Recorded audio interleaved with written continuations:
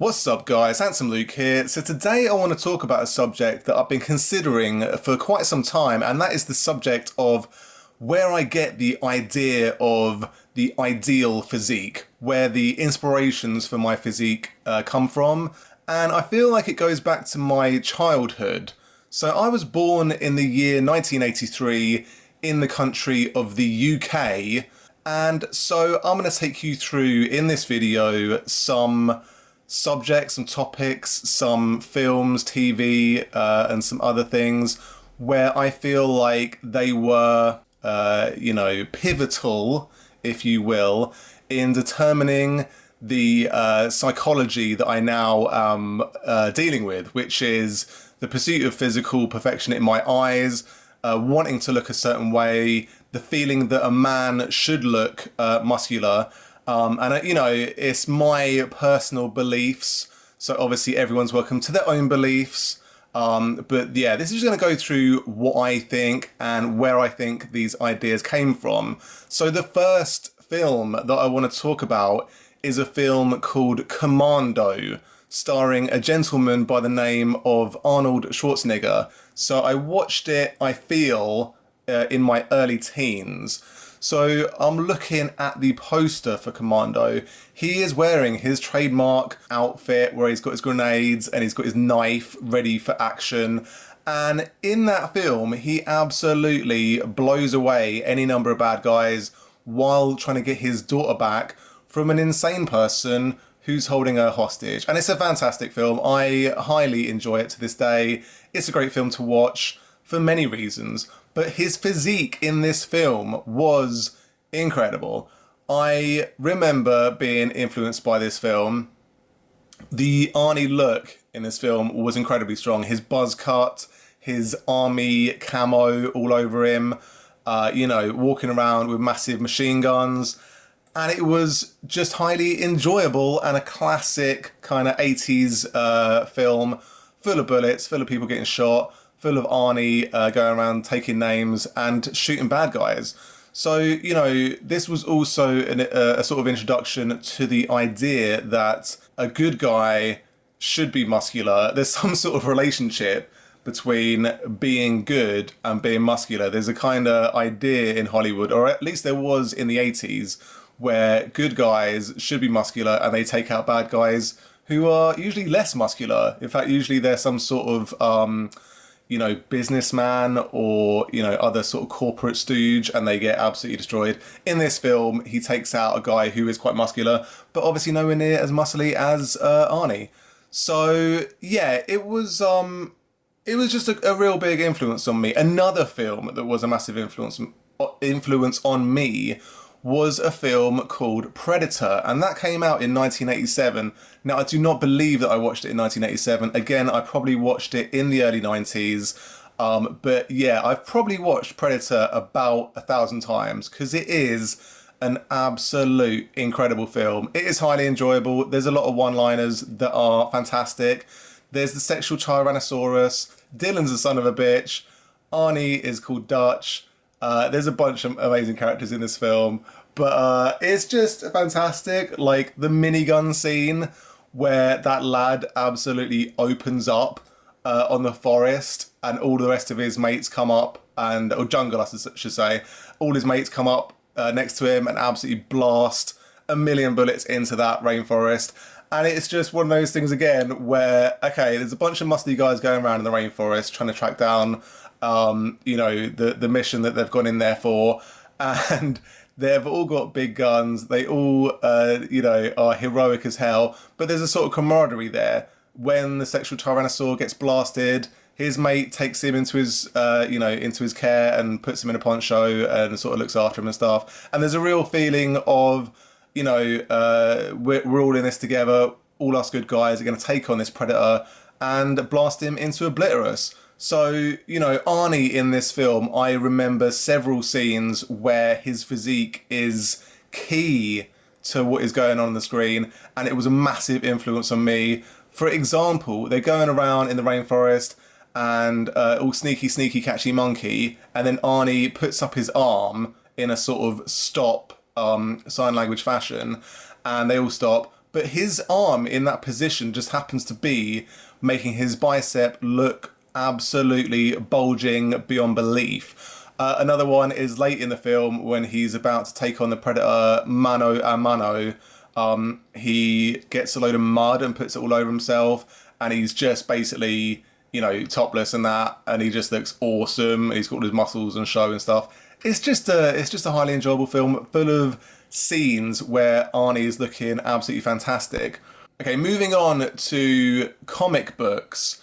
There is a comic called Batman Vengeance of Bane, and this comic had a massive impact on me. So I'm going to tell you a little story about it.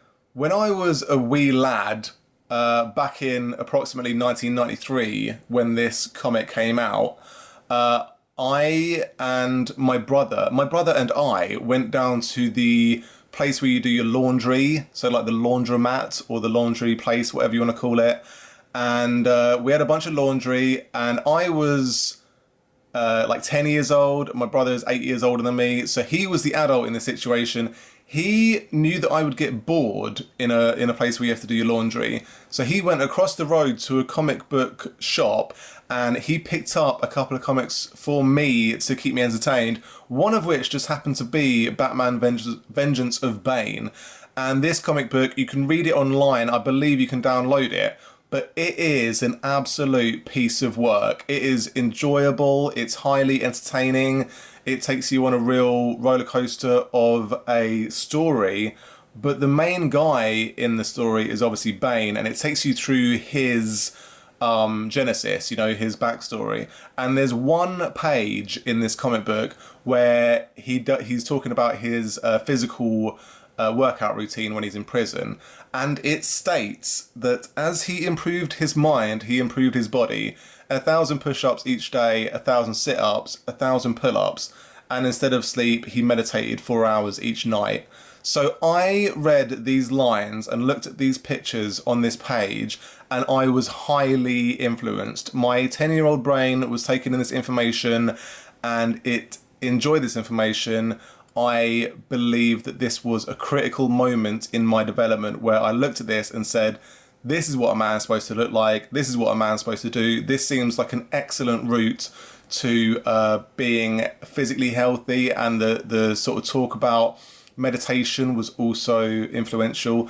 I've done a little bit of meditation in my life, but suffice it to say, the physical aspect was the main thing that influenced me. So the 1,000 push-ups, the 1,000 sit-ups and 1,000 pull-ups, that is fantastic. It influenced me massively. I remember sitting in my front room at home with my parents trying to watch the TV, and I would do sit-ups for ages. I was trying to do as many sit-ups as I could with my feet under the sofa. And yeah, I think my parents thought maybe there was something wrong with me, but who cares? I wanted to do 1,000 sit-ups, I wanted to do 1,000 push-ups, I wanted to do 1,000 chin-ups. We had not really a climbing frame, but like a sort of basketball hoop thing outside in our garden when I was a little lad.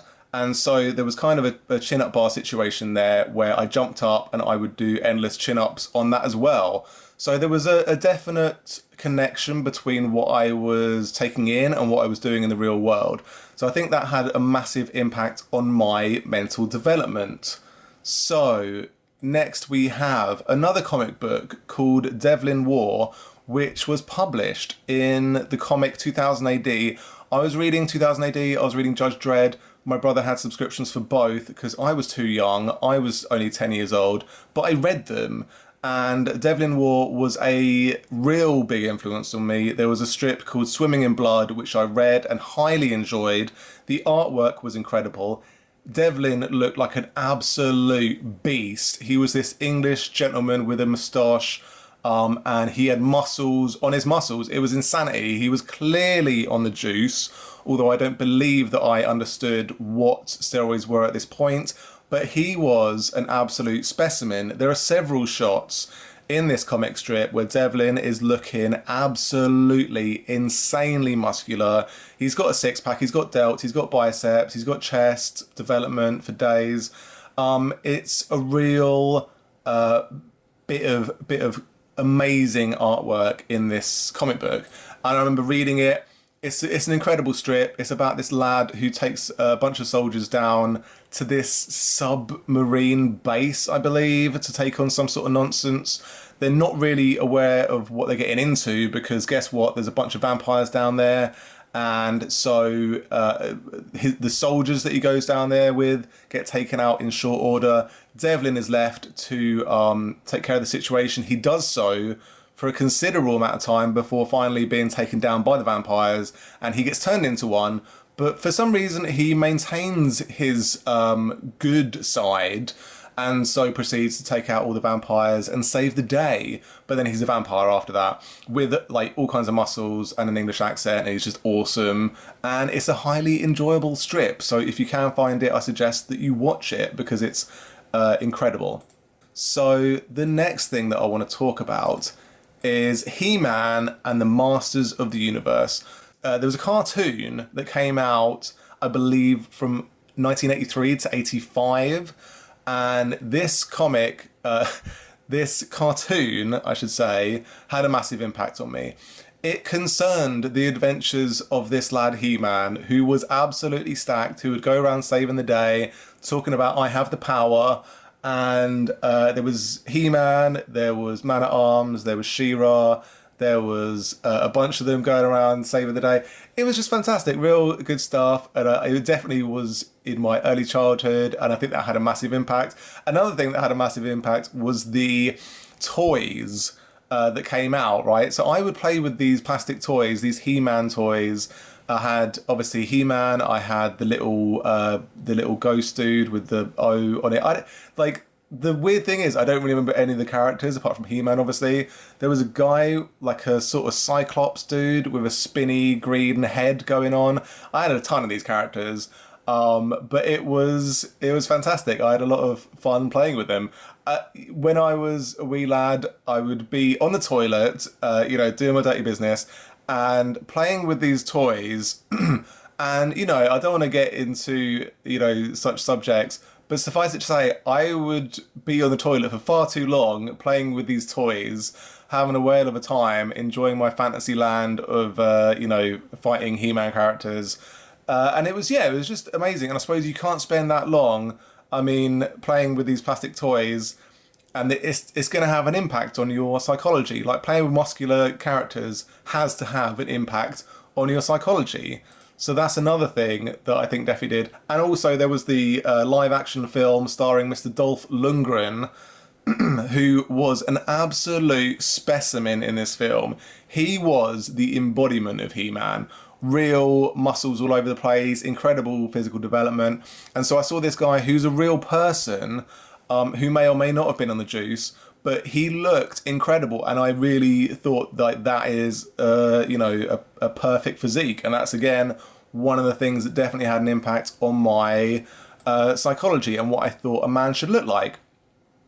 Now, moving on to TV, there was a TV series in the UK called Gladiators, and I understand it started in the year 1992. So I would have been 9 or 10 or 11 when this program was on, right? When I was watching this program. So it was amazing. It was incredible. I don't know why it's not still on. It's fantastic. I understand it's in other countries as well. But the people who were involved in the UK version, the gentlemen who were in the UK version, were absolute specimens. There was a gentleman called Saracen who was an absolute specimen. But the main offender, the one that I looked at with most awe, was a gentleman by the name of Shadow, who was clearly on the juice. He was jacked out of his mind, and he looked incredible. His physique was, in my eyes, unbelievably fantastic. His face, his eyes were terrifying. He had the eyes of a maniac. And I don't think he ever spoke on the show. He scared the crap out of everyone watching it and all the contestants. But he was a physical specimen. This program had a massive impact on me. And lastly, the last thing I want to talk about is a gentleman by the name of Linford Christie, who represented the UK Team GB, and he won a gold medal in Barcelona in 1992, and I remember watching him in Barcelona not me in Barcelona, him in Barcelona, me watching him on TV. And I remember watching him in many races and enjoying watching him because he was a winner. He was destroying people from all other countries. He was a great guy, absolute specimen of a physique, muscles all over the place. I feel like in the early 90s, the UK weren't doing great at many sports and athletics from what I remember. But this lad was definitely representing our country, and I enjoyed watching him. I got into athletics in a pretty big way. I threw discus for a few years. I got into a lot of sports when I was a lad. But yeah, I think Linford was definitely instrumental in me pursuing physical endeavours, because there was the link between, okay, if you do athletics, you're going to look awesome. You're going to look, muscular and amazing. So those are the subjects that I wanted to cover today. These are some of the things that I believe have influenced my psychology regarding muscular physical development. They're some of the things that I think have created this drive in my psyche to wanna pursue this physical development that I'm going after, and the sort of ideal physique that I'm trying to attain. But yeah, these are the things that sort of occurred to me. But yeah, it's just when you're a kid, when you're seeing these things, when you're playing with toys, when you're watching TV, when you're watching films, they're gonna influence you, and it's just the way it is. And I don't think there's anything wrong with that. I think it's awesome if you want to create a certain sort of physique, as long as it's healthy. But yeah, let me know what you guys think. I hope you enjoy this video. You take care. Peace.